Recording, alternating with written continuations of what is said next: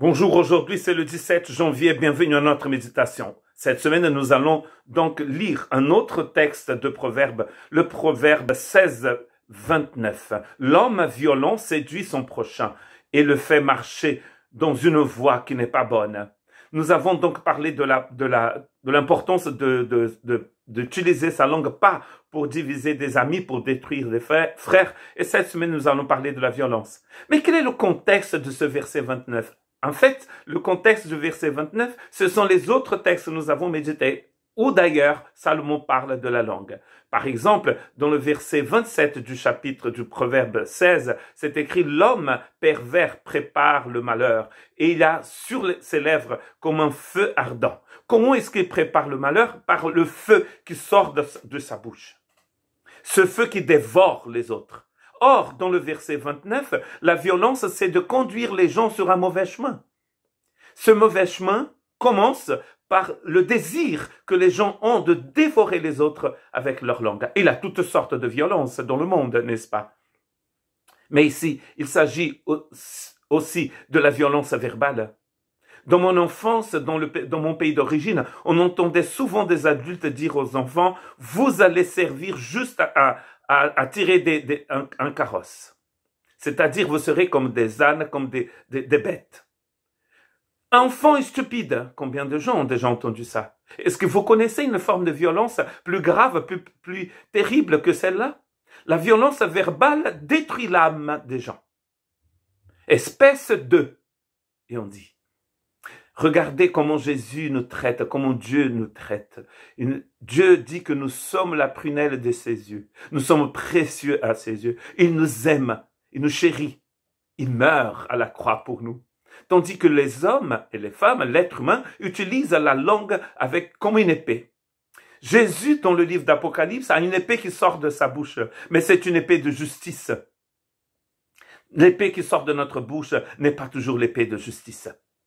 L'autre verset du contexte du chapitre 16, verset 29, c'est le verset 28. L'homme pervers excite des querelles et le rapporteur divise les amis. C'était le verset de la semaine dernière. Nous pouvons provoquer la division par notre langue. Or, dans ce contexte de proverbe, tout cela, c'est une forme de violence. Et regardez que dans tout cela, l'être humain n'est pas bon, il est pervers dans le verset 27. Il est aussi pervers dans le verset 28. Il est mauvais dans le verset 29. D'ailleurs, dans ma version ici, il est traduit comme homme violent, homme pervers, homme mauvais. Ou femme d'ailleurs. Donc vous voyez, cette forme de violence vient du cœur de l'homme et parfois s'exprime par des paroles.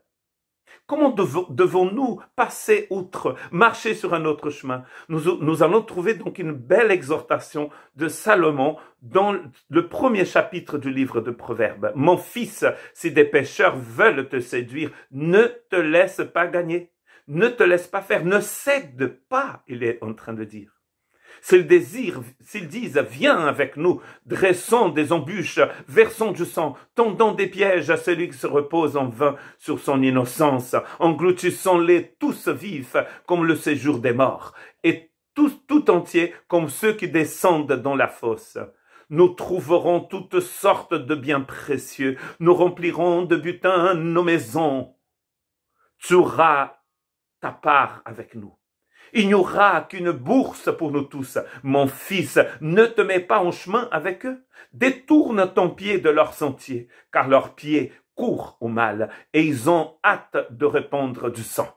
Mais en vain jette-t-on le filet devant les yeux de tous ceux qui a des ailes. Et eux, c'est contre leur propre sang qui dressent des embûches. C'est à leur âme qui tendent des pièges. Ah, très fort ceci. Ainsi arrive-t-il à tout homme avide de gain. La cupidité cause la perte de ceux qui s'y livrent. Quand les gens crachent du feu sur les autres, ils sont en train de brûler leur âme en enfer. Tout le mal, dans ce texte c'est clair, tout le mal que les gens désirent pour les autres, ils sont en train de désirer ces mots à eux-mêmes. C'est ce qu'ils disent, c'est à leur âme qui tendent des pièges. Tendre des pièges, être violent avec les autres, nous sommes en train de nous détruire. Que Dieu ait pitié de nous.